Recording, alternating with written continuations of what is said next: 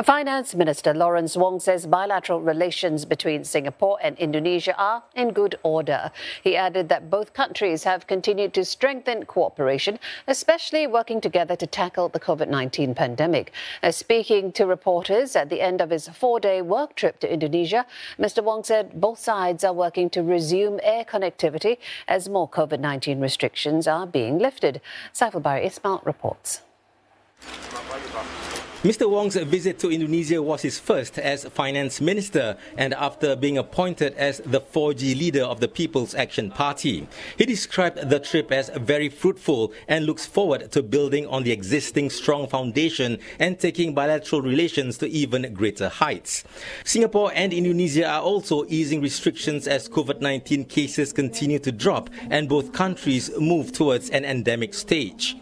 Mr. Wong said both countries would like to see more direct flights between Singapore and Indonesian cities.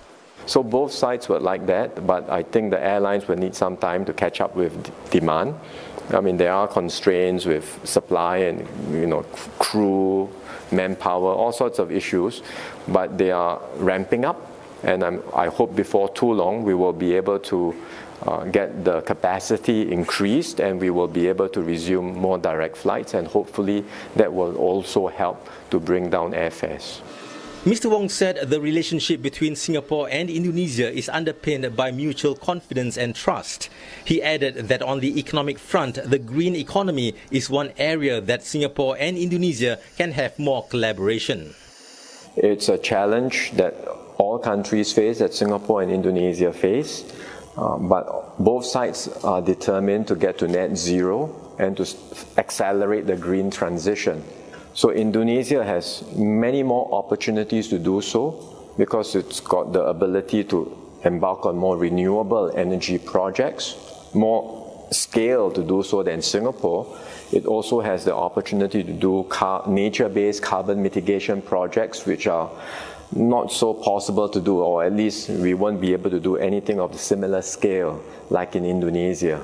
So there's certainly opportunity for us to work together on some of these projects, be it the financing of these projects or even to collaborate on actual projects in Indonesia. Mr. Wong said both countries have tried to resolve long-standing bilateral issues such as the agreements on extradition, defense and flight information region. These agreements were signed during the leaders' retreat earlier this year and are waiting for them to be ratified by Indonesia. Mr. Wong met with his Indonesian counterpart Sri Mulyani Indrawati on Friday. He described his relationship with her as very good, having known Ms. Sri Mulyani for a long time. However, Mr. Wong admits he had few chances to work with other Indonesian ministers. So he said this visit was a good opportunity for him to meet a broader range of Indonesian leaders, to interact with them and get to know them better. Saiful Bari Ismail, CNA, Jakarta.